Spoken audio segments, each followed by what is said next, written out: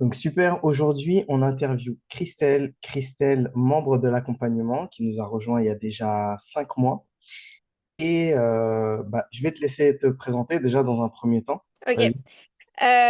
Donc voilà, je m'appelle Christelle, j'ai 26 ans.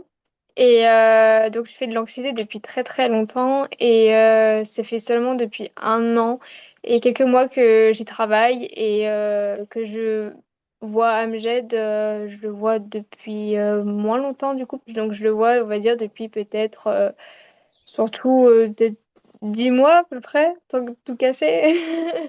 Voilà. Super. On va y revenir en détail après, mais ouais, merci beaucoup pour ta présentation. Et ouais, je voulais te demander pour une première question, bah toi, qu'est-ce qui t'avait encouragé dans un premier temps à rejoindre l'accompagnement? Ok.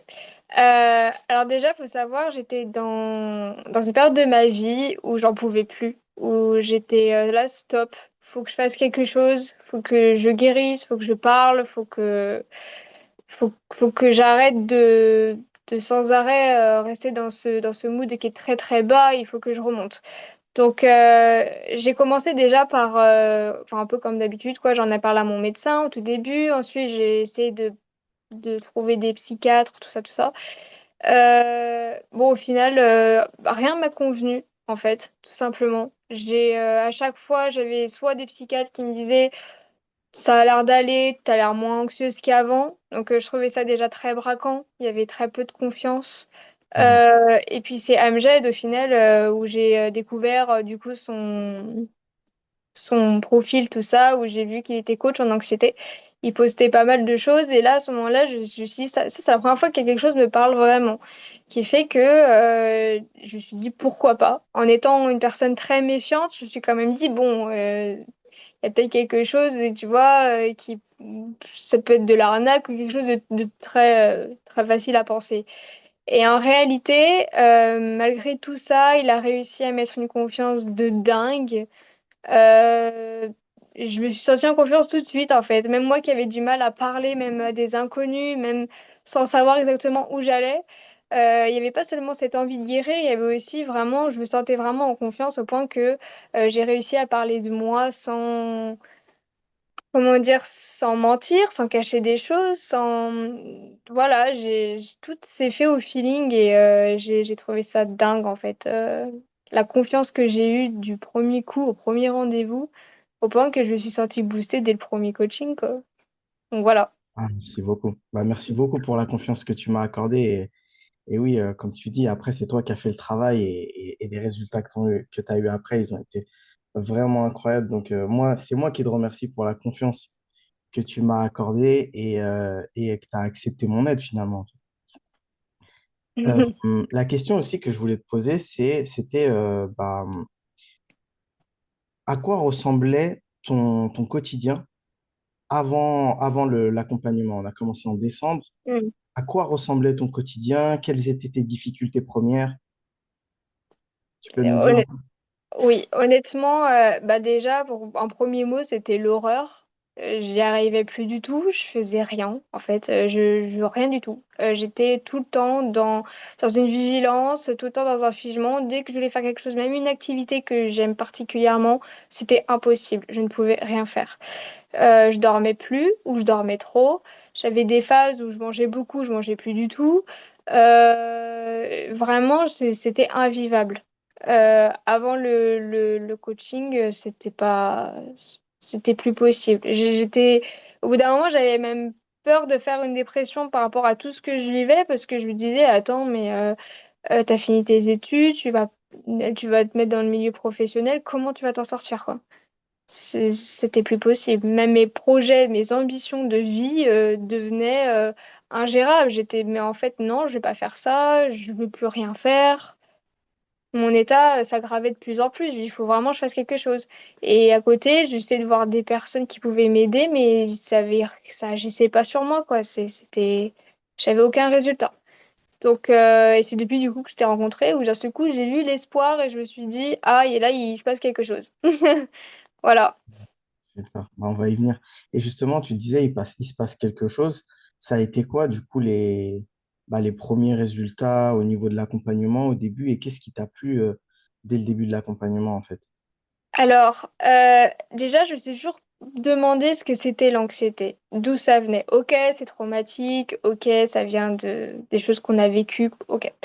Mais en fait, malgré tout, ça restait sans réponse parce qu'à chaque fois, je me demandais en fait d'où ça venait, quoi. Je sais pas comment dire, mais biologiquement, des choses de ce genre. Qui fait que du coup, bon, bah, le premier coaching qu'on a eu, c'est que tu m'as parlé de la nature de l'anxiété. Ça a été surtout un peu théorique, si je peux dire, avec des termes particuliers.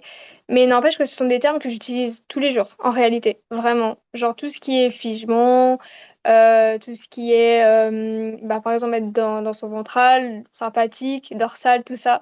Tout ça, je les utilise tous les jours. Même quand je vais parler de mon anxiété à des proches, je suis là, moi, j'identifie mon anxiété, j'identifie ce que je vis et tout ce qui est ce système, comme on dit, théorique, qui peut être très lourd.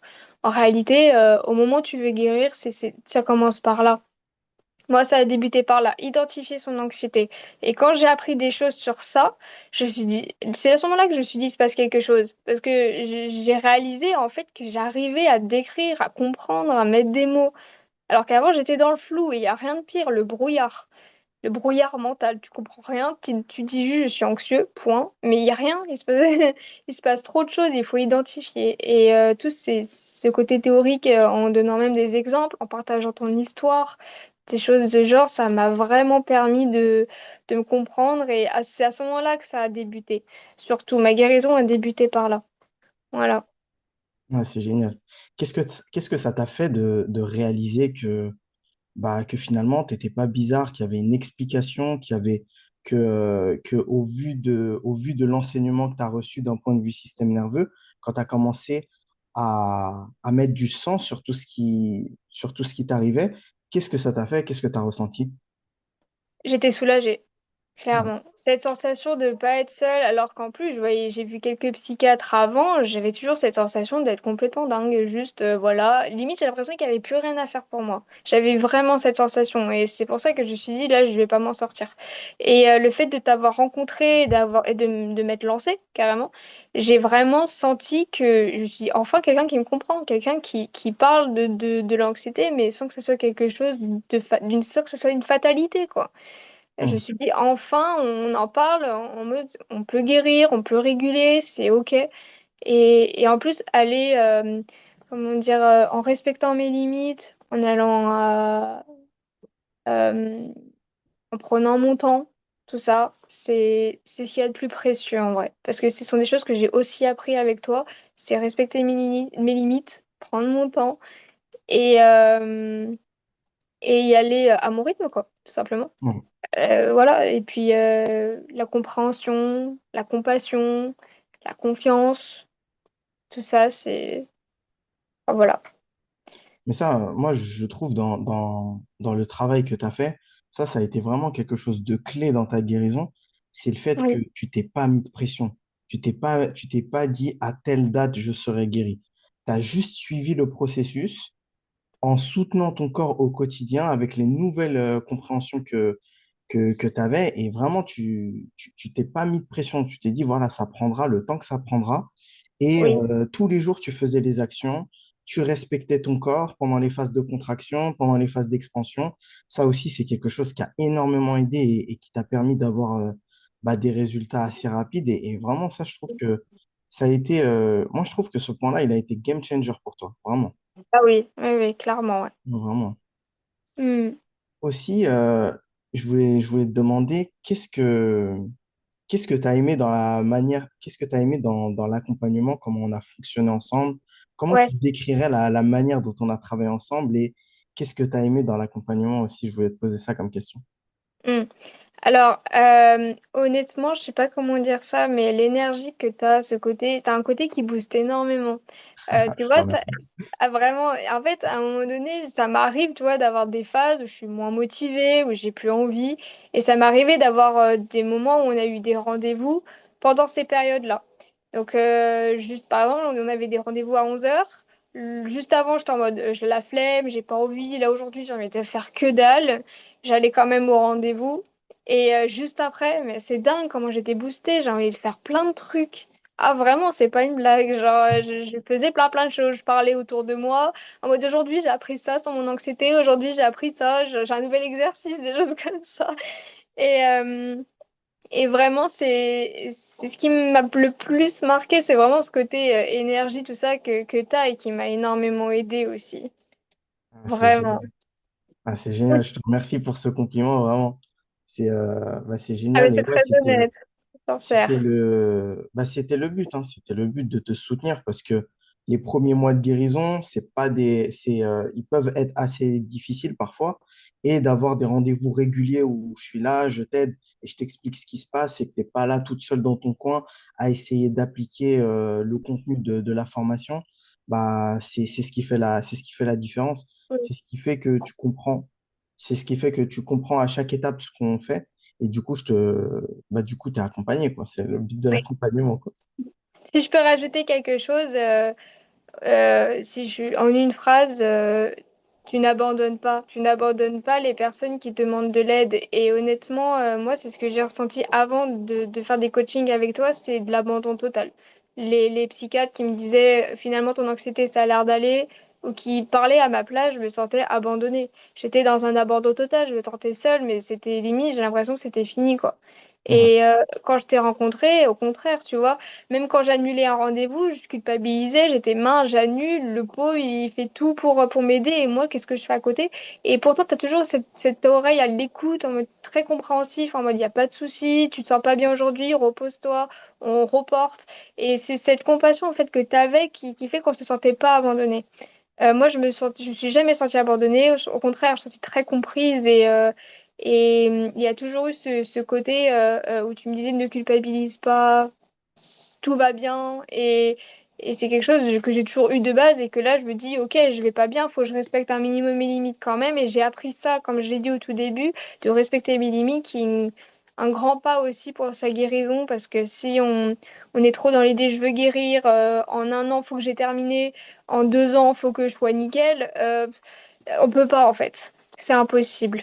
Et juste le fait que tu aies de la compassion et que que tu prennes ton temps et que tu sois à l'écoute, déjà rien que ça permet vraiment de respecter ses limites et de reprendre aussi confiance et de s'affirmer plus aussi. Voilà, d'apprendre à dire non, un truc que je savais pas faire avant. ouais, vraiment, c'est génial. C'est génial ce que tu me partages. Et maintenant, ce que je voulais voir aussi avec toi, c'est quels ont été les changements dans ta vie en 5 mois. Si on revient en arrière, la Christelle il y a 5 mois, quels sont les changements les plus flagrants? Sur quoi tu as progressé? Qu'est-ce qui est plus facile pour toi? Qu'est-ce qui a disparu? Peut-être il y a des symptômes qui ont disparu. Je voulais voir avec toi aussi quels ont été les plus gros changements que tu as eu à travers l'accompagnement aussi. Ok. Alors, je vais essayer d'y aller dans l'ordre. Au tout début, il faut savoir que déjà, bon, comme je l'ai dit, j'avais des problèmes de sommeil. C'était irrégulier au niveau de mon sommeil aussi. Mhm. Je faisais des crises d'angoisse, même de panique très très souvent. Je peux même parler des règles très très douloureuses qui sont encore plus amplifiées à cause de l'anxiété. Et aujourd'hui, du coup, comparé à décembre, toutes ces petites choses, comment dire, ont évolué dans un bon sens. Je dors mieux, je me réveille beaucoup moins la nuit, pratiquement plus. J'ai des périodes où je me réveille plus du tout. Mes douleurs de règles ont diminué. Euh, je me sens aussi beaucoup plus confiante dans mon corps ainsi que dans mes activités. Faut savoir que j'ai aussi appris que l'anxiété, c'était pas seulement calmer ces crises d'angoisse, essayer de bien respirer et essayer de garder un mental, comment dire, qui bouge pas trop, quoi, qui essaie de calmer ces pensées-là. J'ai aussi appris à bouger, qui est très important. C'est bouger permet de mieux se sentir dans son corps. L'énergie qu'on a, l'anxiété qui veut sortir, qui est là en mode tu te sens pas bien, tu fais une crise d'angoisse. Juste le fait de bouger mon corps, ça m'a permis en fait d'écouter mon corps aussi. J'ai appris à écouter mon corps, à comprendre ce qui se passait. Et ça m'a permis aussi de réguler au niveau des émotions, mon agressivité, ma colère, tout ça. Euh, En décembre, j'aurais été incapable de parler de moi comme ça, même d'avoir un côté beaucoup plus affirmé que... Aujourd'hui, j'ai un côté plus affirmé, j'arrive à dire non, j'arrive à poser mes limites. Euh, je ne me fais plus écraser par personne. Genre ça, c'est quelque chose, je suis capable de dire c'est terminé. Génial. En décembre, c'était impossible. Ouais.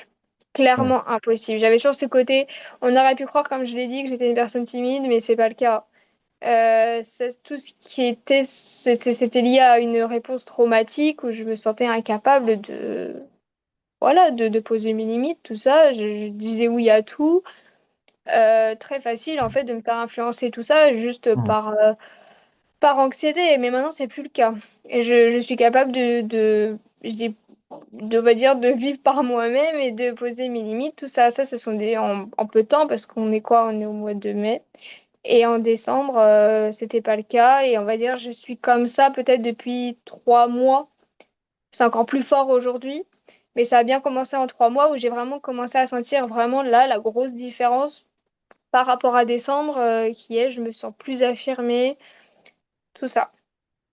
Ce qui est normal, hein. Quand tu sais que le système Mm. nerveux, il agit sur tout ce qui est engagement social, bah, la perception de danger, elle est partout, aussi bien dans tes relations sociales que la nuit avec des crises d'anxiété, des crises d'angoisse, que dans tout. En fait, à partir du moment où le système nerveux est dérégulé, comme tu sais, bah, ça s'immisce dans tous les ponts de ta vie. Et du coup, quand tu régules le système nerveux, eh bien, les bénéfices se voient dans tous les thèmes de vie, en fait, ce qui est totalement normal. Ouais. Aujourd'hui, au niveau des crises d'angoisse, des crises de panique, la fréquence et la puissance de ces crises, ça a évolué dans quel sens? Positif, j'en fais beaucoup moins qu'avant. Ouais. Et la rigueur, je le ferai, je fais des crises d'angoisse peut-être par cycle à cause des règles et tout ça et du changement hormonal, mais quand je suis en dehors, j'en fais beaucoup moins. Ce sera à la rigueur lié à un événement où d'un seul coup, je pourrais avoir du mal à gérer mon anxiété, mais l'anxiété et les crises d'angoisse aléatoires, je dirais, c'est pratiquement fini. J'arrive à mettre des mots dessus, à comprendre aussi pourquoi je fais une crise d'angoisse, qu'est-ce qui va pas à ce moment-là. Est-ce que Hmm. c'est traumatique? Est-ce que, il y a une situation qui me met mal à l'aise? Mais voilà, maintenant, vu que j'arrive à identifier pourquoi je fais des crises d'angoisse et quelle est la raison du pourquoi j'en fais une, j'arrive à réguler même par rapport à une situation prochaine. Si une situation, si cette situation risque de se reproduire, j'essaye je pourrais mieux la gérer. Voilà. D'accord, d'accord, super. Merci beaucoup pour cette réponse super claire. Euh, Il y a un sujet qu'on n'a pas abordé et Mhm. je ne sais pas, peut-être que tu voudras qu'on l'aborde ou pas, mais c'était le sujet de l'alimentation. Je sais qu'on avait travaillé dessus. Peut-être que tu voudrais partager ton évolution là-dessus Mm. aussi. Par rapport à ce qui m'est arrivé, ma gorge, tout ça? Ouais, exactement. Ouais. Ok, alors ce que je peux dire, c'est l'anxiété m'a provoqué un problème au niveau de l'alimentation, c'est-à-dire je ne pouvais plus m'alimenter, mais c'était très physique, c'est-à-dire c'était pas psychologique en mode je veux plus m'alimenter, en mode je veux plus manger, c'était Hmm. j'ai faim mais je n'arrive plus à avaler, je n'arrive plus à m'alimenter parce que mon corps ne fonctionne plus. C'était un peu dans ce système-là. Et avec Amjad, du coup, je t'en ai parlé et on a travaillé sur un exercice qui m'a énormément aidée.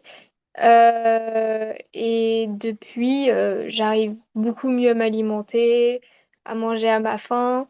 J'ai moins cette angoisse de manger, tout ça. Vraiment, c'est super parce que Ouais. le moment où on avait travaillé sur ce sujet-là, je me rappelle que c'était un sujet spécifique au moment de ton accompagnement qui générait beaucoup, beaucoup d'angoisse, beaucoup d'anxiété. Et je me rappelle que quand on a travaillé sur ce sujet spécifiquement et qu'on a arrêté de travailler sur d'autres sujets, bah en fait, c'est à ce moment-là où je me rappelle que tu as commencé à avoir des résultats plus rapides parce que justement, c'était un sujet qui te volait beaucoup de Ah oui. capacité à l'époque, je me rappelle. Et quand tu as retrouvé du contrôle là-dessus, ça a été vraiment un game changer pour toi, ça aussi. Ah oui, oui, ah, vraiment, clairement. Ah, c'est super. Bah écoute, je pense qu'on a fait un petit peu le tour. Ok. Moi, je voulais savoir, qu'est-ce que tu dirais à quelqu'un qui hésite encore à se faire accompagner par moi? Alors, je veux dire, essaye. Juste essaye. Tente. Tente juste, je sais pas, moi, un petit coaching, rencontre-le d'abord, et après tu donneras ton avis, parce que honnêtement, c'est ce que j'ai fait. Et je peux comprendre que la méfiance, l'anxiété, ça crée des phrases forcément négatives, en mode le fais pas, on sait jamais, des choses comme ça, des choses que je me suis déjà dites. Mais en vrai, essayez juste ça, juste une fois. Et après, là, tu décides tout ça, mais c'est ce que j'ai fait. Et franchement, enfin, quand je me vois aujourd'hui, je me dis, attends, en décembre, je pensais pas qu'aujourd'hui j'allais être comme ça, hein. Dans ma tête, comme je l'ai dit avant de rencontrer Amjad, c'était mort. J'allais devoir me débrouiller autrement, je savais pas comment. Mais c'est une source d'espoir, quoi. Enfin, j'ai retrouvé ma volonté de guérir, j'ai retrouvé l'espoir que moi aussi, j'allais pouvoir guérir. Et aujourd'hui, quand je me vois, je me dis, il y a quand même une grande évolution. Donc pourquoi ne C'est pas génial. essayer, quoi? C'est ça. C'est génial. Vraiment, c'est trop bien. Merci beaucoup pour cette recommandation. Et bah, aujourd'hui, c'est quoi, qu'est-ce qu'on peut te souhaiter pour la suite? Là, c'est quoi tes prochains paliers de guérison? Qu'est-ce que tu vises? Et avec quel niveau de confiance tu te diriges vers ça? Alors, je sais que j'ai encore du coup du travail à faire sur moi, mais je suis beaucoup plus confiante par la suite parce que je sens que j'ai fait un grand pas d'évolution en même pas un an.